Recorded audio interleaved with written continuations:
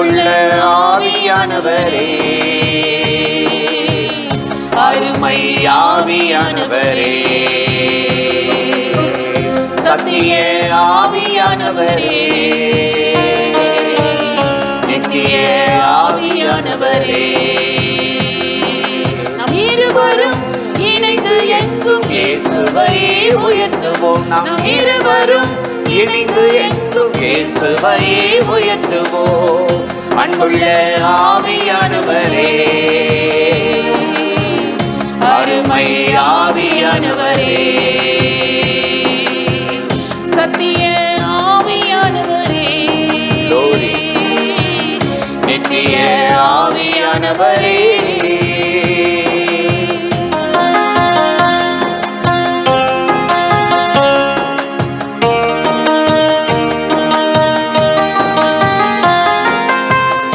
அரியணையில் என் தந்தை இருக்கிறார், வலப்பக்கத்தில் என் இரட்சகர் இருக்கிறார். அரியணையில் என் தந்தை இருக்கிறார், வலப்பக்கத்தில் என் இரட்சகர் இருக்கிறார். ஆனால் நீரோ தேவ ஆவியே என்னோடு கூட இருக்கிறீர். ஆனால் நீரோ தேவ ஆவியே என்னோடு கூட இருக்கிறீர். அன்புள்ள ஆவியானவரே, அருமை ஆவியானவரே, சத்திய ஆவியானவரே, நித்திய ஆவியானவரே,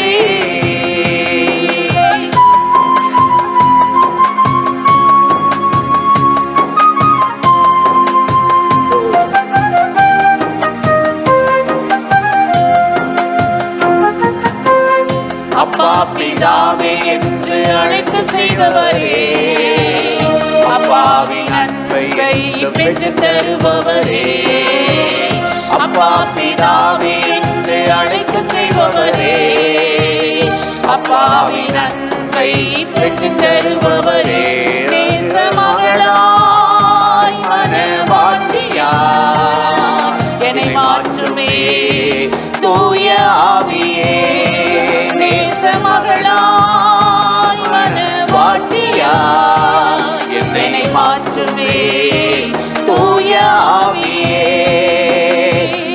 அன்புள்ள ஆவியானவரே,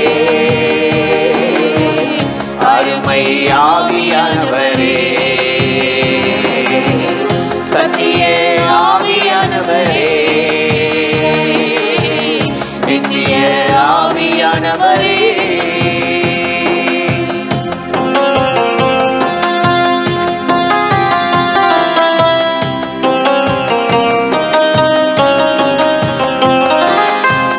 பலவீனத்தில் உதவி எனக்கு செய்பவரே, கிறிஸ்துவின் கிருபை பெற்று தருபவரே, பலவீனத்தில் உதவி எனக்கு செய்பவரே, கிறிஸ்துவின் கிருபை பெற்று தருபவரே, கனிகள் வரங்களால் என்னை நிரப்பியே பயன்படுத்துவே வேலத்தின் ஆவியே, கனிகள் மரங்களால் என்னை நிரப்பியே பயன்படுத்துவே வேலத்தின் ஆவியே.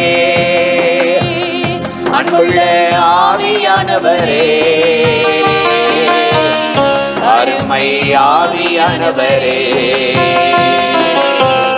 சத்திய ஆவியானவரே, நித்திய ஆவியானவரே, நாம் இருவரும் இணைந்து எங்கும் இயேசுவை உயர்த்துவோம். நாம் இருவரும் இணைந்து எங்கும் இயேசுவை உயர்த்துவோம். நாம் இருவரும் இணைந்து எங்கும் இயேசுவை உயர்த்துவோம். நாம் இருவரும் இணைந்து எங்கும் இயேசுவை உயர்த்துவோம். அன்புள்ள ஆவியானவரே,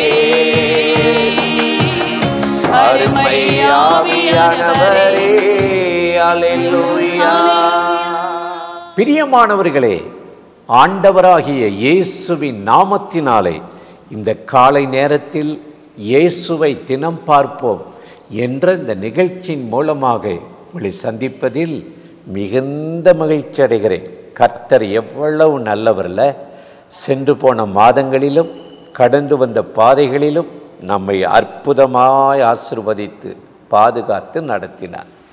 இன்றைக்கும் ஒரு வசனத்தை உங்களுக்கு ஞாபகப்படுத்தி சில காரியத்தை சொல்லி ஜெபிப்பது நல்லது என்று உணர்ந்தேன்.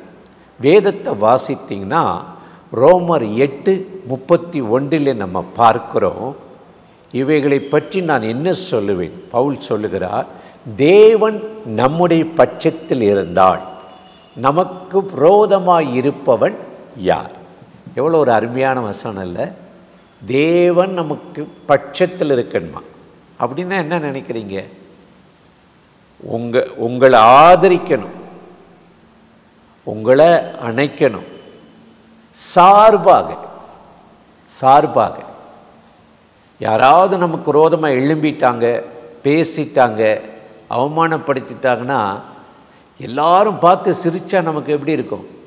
ஆனால் அதில் 2 பேர், ஏன் அவரை பற்றி இப்படி சொல்கிறீங்க, ஏன் இப்படி அவமானப்படுத்துறேன்னு சொல்லி நம்ம சார்பாக வந்துட்டாங்கன்னு வைங்க, நமக்கு எவ்வளோ ஆறுதலாக இருக்குல்ல, எவ்வளோ மகிழ்ச்சியாக இருக்கும். பார்த்து எனக்கு 2 பேர் வந்துட்டாங்க பார்த்தீங்களா, நமக்கு ஒரு தைரியம் வரும்.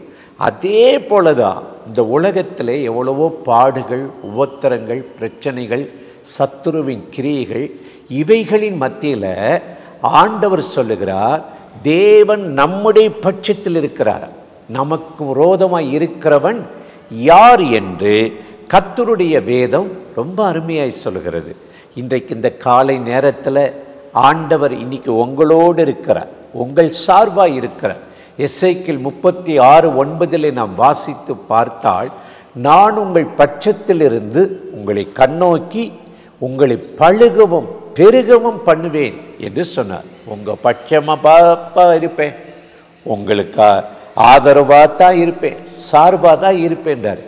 இன்னைக்கு அந்த ஆண்டவன் நம்ம பட்சத்திலிருந்து நம்மளை எல்லா தீங்குக்கும் விலை காக்கிறார்.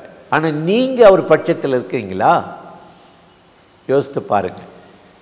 மோசேயின் வாழ்க்கையில் 40 நாள் ஆண்டவருடைய வார்த்தைகளை, நியாயப்பிரமாணத்தை வாங்குவதற்காக சீனாய் மலையில் ஏறி போய் 40 நாள் புசியாமலும் குடியாமல் இருந்து ஜெபிக்கு ஆண்டவருடைய 10 கற்பனையும் வாங்கிட்டு இருக்கிறார். கொஞ்சம் தாமதமாயிடுச்சு. ஆரோனுக்கும் அங்கே அவன் கூட இருந்தவனுக்கும் சகித்து கொள்ள முடியல, பொறுமை இழந்துட்டாங்க, நிதானம் இழந்துட்டாங்க. 40 நாள் ஆச்சு, 42 நாள் ஆச்சு, 50 நாள் ஆச்சு. எத்தனை நாள் ஆனா என்ன? உனக்கு என்ன பட்னியாக கிடக்கிறியா? தண்ணி இல்லையா? இவங்க உடனே உயிரோடு வருவாரா, வரமாட்டாரா, அவர் திரும்புவாரா, திரும்ப மாட்டாரான்னு இப்படி ஒரு குழப்பத்தில் ஆரோன் இருக்கும்போது அவனுக்கு 2 பேர் வந்து நீங்களே தலைவராயிருங்களேன்னு சொல்லி தலைவராக்கி, அப்புறம் உடனே ஒரு தெய்வம் ஒரு கன்றுக்குட்டியை பிடிச்சி, நீயே எங்களை எகிப்திலிருந்து கொண்டு வந்தாய் சொல்லி மகிமையை மாற்றிட்டாங்க. மோசே அந்த ஆண்டோடைய சமூகத்திலேருந்து இறங்கி வர்றாரு. அதுக்குள்ளே ஒரே ஆர்ப்பரிப்பு, ஜனங்களை நிர்வாணமாக்கி வச்சிருக்கான் ஆரோன். இது என்ன சத்தம்?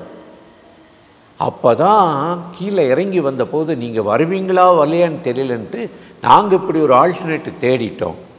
மோசைக்கு கோபம் வந்துச்சு பாருங்க.